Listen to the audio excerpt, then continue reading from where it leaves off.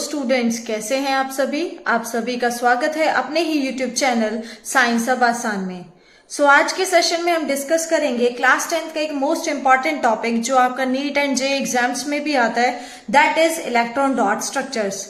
जिन students को electron dot structure draw करने में थोड़ी भी परेशानी आती है तो इस वीडियो को समझ के आप किसी भी मॉलिक्यूल का इलेक्ट्रॉन डॉट स्ट्रक्चर बहुत इजीली ड्रॉ कर सकते हो एंड वो केमिकल रिएक्शंस को होने में बहुत हेल्प करता है। तो इलेक्ट्रॉन डॉट स्ट्रक्चर्स को पढ़ने के लिए सबसे पहले हमें ये पता होना चाहिए कि इलेक्ट्रॉन डॉट स्ट्रक्चर को हम लेविस इलेक्ट्रॉन डॉट स्ट्रक्चर भी बोलते हैं, क्योंकि जो लेविस है उसने लेविस एसिड, लेविस बेसिस के बारे में बताया था, जिसमें हम वैलेंस इलेक्ट्रॉन्स को कंसीडर करते हैं किसी भी स्ट्रक्चर्स को ड्रॉ करने के लिए।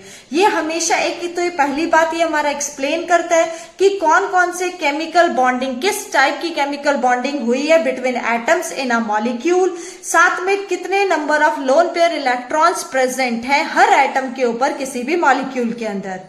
तो इलेक्ट्रॉन डॉट स्ट्रक्चर्स को पढ़ने से पहले कुछ स्टेप्स हमें फॉलो करने पड़ेंगे। हम उन स्टेप्स को समझेंगे बहुत ध्यान से, देन हम एग्जांपल्स डिस्कस करेंगे। फर्स्ट स्टेप हमारा होता है कि कोई भी मॉलिक्यूल है उसके अंदर सबसे पहले आपको total number of valence electrons को फाइंड आउट करना है।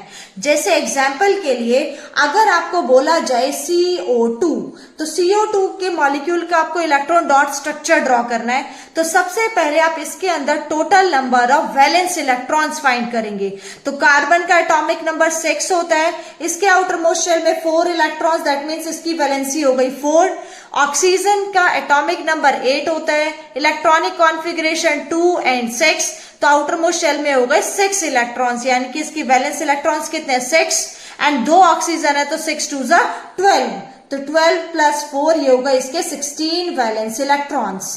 ठीक है, तो कोई भी आपको कंपाउंड दे दे, सबसे पहले आपको हर एटम के वैलेंसीज को इंक्लूड करते हुए उस पूरे मॉलिक्यूल के number of valence electrons find करने हैं। अगर मान लो इसके पास ये दे दिया जाए CO3 2 नेगेटिव, तो आपको क्या करना है, कार्बन का एटॉमिक नंबर हमारा 6 होता है, तो उसके आउटर मोस्ट शेल में हमारे कितने इलेक्ट्रॉन्स हो गए 4, that means 4 valence electron, plus oxygen जो है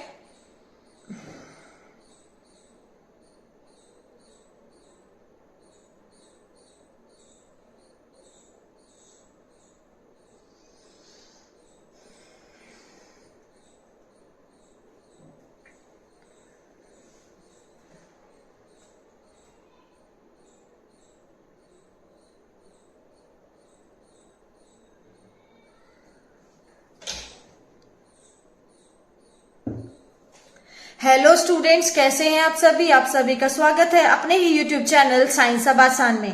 अपने आज के सेशन में हम डिस्कस करेंगे इलेक्ट्रॉन डॉट स्ट्रक्चर्स, या यूं कहिए Levi's electron dot structure.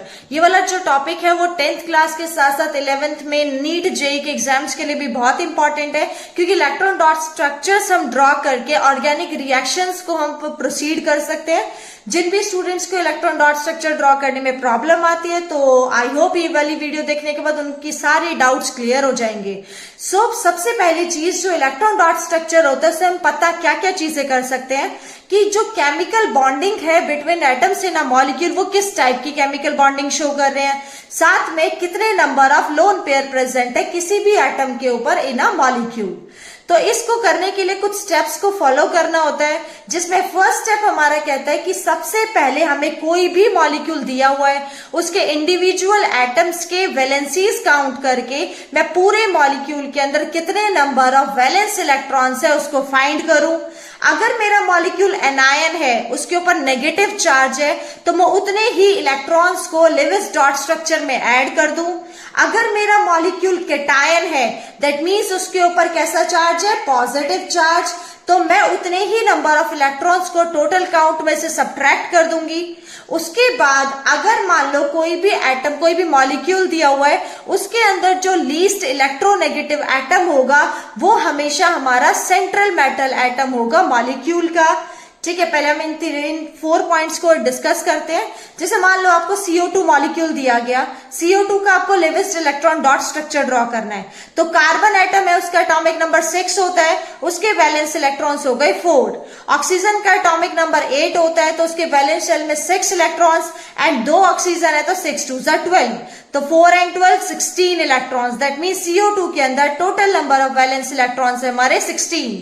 Similarly अगर आपको CO3 2 नेगेटिव दिया जाए तो कार्बन के तो वैलेंस इलेक्ट्रॉन्स हो गए 4, ऑक्सीजन के अंदर वैलेंस इलेक्ट्रॉन्स 3, लेकिन 3 ऑक्सीजन है तो 6 into 3, एंड इस पे नेगेटिव चार्ज है 2 माइनस, तो उतने ही इलेक्ट्रॉन्स को मुझे इसके अंदर प्लस करना है। तो यहाँ पे इसको सॉल्व करेंगे तो 4 + 18 + 2 दैट मीन्स 24। इसका मतलब CO3 2 नेगेटिव के अंदर टोटल 24 वैलेंस इलेक्ट्रॉन्स हैं। तो आई होप आपको total number of valence electrons find करना आ गया होगा हर कॉम्प्लेक्स के अंदर। अगर यहाँ पे पॉजिटिव चार्ज होता तो आप उतने ही इलेक्ट्रॉन्स को इसके टोटल नंबर में से सब्ट्रैक्ट कर देते। उसके बाद हमें आइडेंटिफाई करना होता है कि हमारा सेंट्रल मेटल एटम कौन सा है। तो on the basis of electronegativity जो सबसे कम इलेक्ट्रोनेगेटिव एटम होता है वो हमारा सेंट्रल मेटल एटम होता है। लेकिन इसके अंदर भी एक एक्सेप्शन है, जैसे NH3। अगर मैं आपसे पूछूं NH3 के अंदर सेंट्रल मेटल एटम कौन सा होगा, तो देखो नाइट्रोजन 3 हाइड्रोजन के साथ बॉन्ड बना रहा है, तो हाइड्रोजन तो हमारा सेंट्रल मेटल एटम नहीं हो सकता, क्योंकि हाइड्रोजन सिर्फ एक ही इलेक्ट्रॉन होता है हाइड्रोजन के पास और वो केवल एक ही बॉन्ड बना सकता है। तो इस केस में जो नाइट्रोजन है वो हमारा क्या हो जाएगा, सेंट्रल मेटल एटम, एंड उसके साथ 3 हाइड्रोजन हमारे जुड़े हुए होंगे। ठीक है, उसके बाद हमें हर एटम की कोवैलेंसी को सेटिस्फाई करना है। कोवैलेंसी मतलब हमें पता है कौन सा एटम कितने नंबर ऑफ बॉन्ड्स बना सकता है, उसके on the basis of number of bonds हम असाइन करेंगे कि वो एटम सिंगल बॉन्ड बना रहा है या डबल बॉन्ड फॉर्म कर रहा है।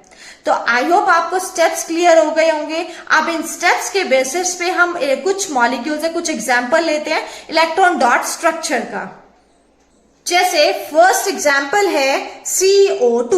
अगर आपको CO2 मॉलिक्यूल का इलेक्ट्रॉन डॉट स्ट्रक्चर ड्रॉ करने के लिए बोला जाए तो आपका फर्स्ट स्टेप क्या होगा, total number of valence electrons find करना। कार्बन के वैलेंस इलेक्ट्रॉन्स होते हैं 4, ऑक्सीजन के होते हैं 6, 6 2 12, तो यानी कि इसके टोटल इलेक्ट्रॉन्स हो गए 16 इसके पास वैलेंस इलेक्ट्रॉन्स हैं। तो आपको आइडेंटिफाई करना है सेंट्रल मेटल एटम कौन सा है। ऑक्सीजन हमारा इलेक्ट्रोनेगेटिव होता है, कार्बन लेस इलेक्ट्रोनेगेटिव, तो कार्बन हो गया हमारा सेंट्रल मेटल एटम। उसके साथ 2 ऑक्सीजन हमारे जुड़े हुए हैं। कार्बन के वैलेंस इलेक्ट्रॉन्स है 4, तो मैंने इसके पास 4 डॉट्स बना दिए, तो कार्बन के हो गए 4 इलेक्ट्रॉन्स वैलेंस शेल में। ऑक्सीजन के वैलेंस शेल में होते हैं 6 इलेक्ट्रॉन्स, आपने 6 डॉट्स बना दिए दोनों ऑक्सीजन के पास, तो ये हमारा electron dot structure almost complete हो गया है। अब आप देखिए इलेक्ट्रॉन डॉट स्ट्रक्चर के बेसिस पे अगर मुझे एक मॉलिक्यूल का स्ट्रक्चर एक्सप्लेन करने के लिए है तो मैं कैसे करूंगी। ऑक्सीजन की हमें पता है कोवैलेंसी होती है 2, यानी कि ऑक्सीजन किसी भी एटम के साथ डबल बॉन्ड फॉर्म कर सकता है। ठीक है, तो हमने ऑक्सीजन के ये डबल बॉन्ड फॉर्म करा दिया with the help of sharing of electrons, यानी कि ऑक्सीजन ने कार्बन के 2 इलेक्ट्रॉन्स के साथ शेयरिंग करके डबल बॉन्ड फॉर्म कर दिया। अब ये वाला ऑक्सीजन भी डबल बॉन्ड फॉर्म कर सकता है, मैंने इसके भी डबल बॉन्ड फॉर्म कर दिए। लेकिन साथ में आप एक चीज ध्यान रखिएगा कि जो कार्बन है वो मैक्सिमम 4 ही बॉन्ड बना सकता है, 4 से ज्यादा बॉन्ड कभी नहीं बनाएगा। तो आप देखिए हमने 4 ही बॉन्ड बनाए हैं कार्बन के। अब इनकी वैलेंसी या फिर कोवैलेंसी को हम कंप्लीट करने की कोशिश करते हैं। देखो ऑक्सीजन के पास 6 इलेक्ट्रॉन, तो इसके पास खुद थे वैलेंस इलेक्ट्रॉन, 2 इलेक्ट्रॉन के साथ इसने शेयरिंग की, तो इसका मतलब इसका ऑक्टेट हो गया कंप्लीट, क्योंकि हमें ऑक्टेट भी कंप्लीट करना है। ऑक्सीजन के आउटर मोस्ट शेल में हो गए 8 इलेक्ट्रॉन्स। नाउ कार्बन के 4 वैलेंस इलेक्ट्रॉन थे, इसने 2 इसके साथ शेयर करे और 2 इस ऑक्सीजन के साथ शेयर करे, तो टोटल इसके आउटर मोस्ट शेल में कितने हो गए 8 इलेक्ट्रॉन्स। इसकी भी हमारा ऑक्टेट कंप्लीट हो गया। Now this oxygen 6 electrons and 2 electrons, total हो गए 8 इलेक्ट्रॉन्स। इसका मतलब ओवरऑल 3 एटम्स के तीनों ऑक्टेट है वो कंप्लीट हो चुके हैं।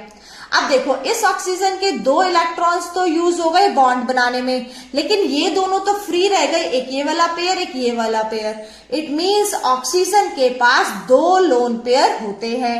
सिमिलरली इस ऑक्सीजन के पास भी कितने लोन पेयर्स होंगे? 2 लोन पेयर्स। तो इस तरीके से इलेक्ट्रॉन डॉट स्ट्रक्चर का यूज करके आप फॉर्मेशन ऑफ कंपाउंड्स भी एक्सप्लेन कर सकते हो। Now let us take another example, O2। हमने 2 ऑक्सीजन बना दिए। ऑक्सीजन के आउटर मोस्ट शेल में होते हैं 6 इलेक्ट्रॉन्स एंड 2 ऑक्सीजन है तो इसके टोटल वैलेंस इलेक्ट्रॉन्स हो गए 12।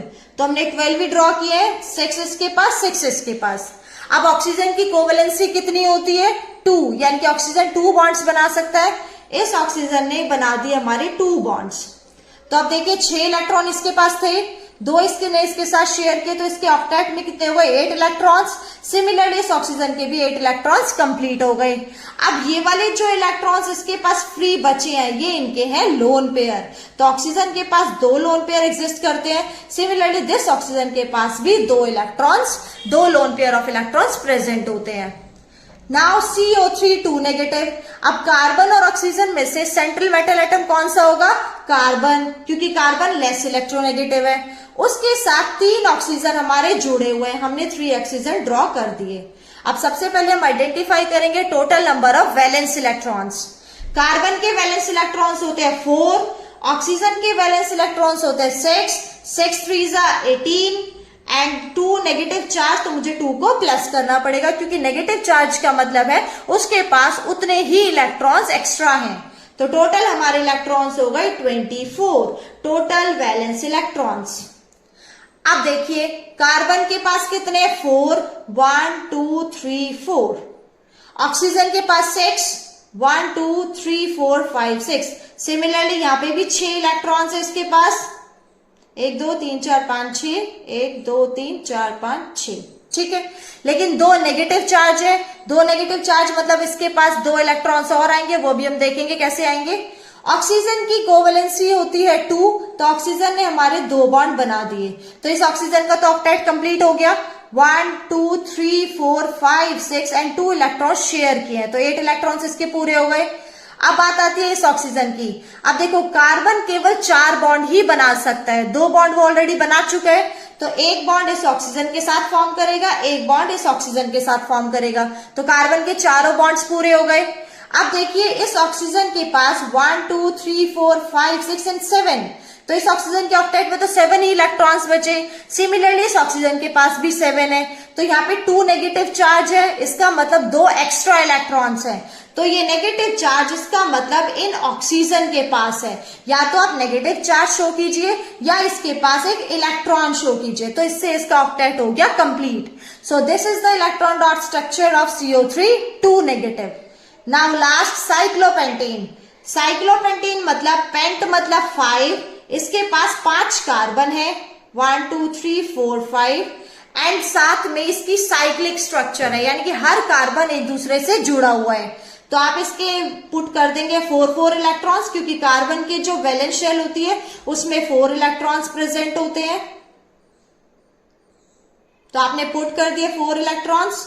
अब देखिए ये वाला कार्बन इसके साथ बॉन्ड बनाएगा, ये वाला कार्बन का इलेक्ट्रॉन इसके साथ, आपस में इनकी शेयरिंग होगी एंड साथ में जो साइक्लोपेंटेन होता है उसमें हर कार्बन के साथ 2 हाइड्रोजन एटम जुड़े हुए होते हैं, तो आप हर कार्बन के साथ 2 हाइड्रोजन एटम जोड़ देंगे, तो देखिए सबकी वैलेंसी हो जाएगी पूरी। आपने 2 हाइड्रोजन यहाँ पे लगा दिए एंड हर हाइड्रोजन के पास एक ही इलेक्ट्रॉन होता है जिसको वो दूसरे कार्बन के साथ शेयर करेगा।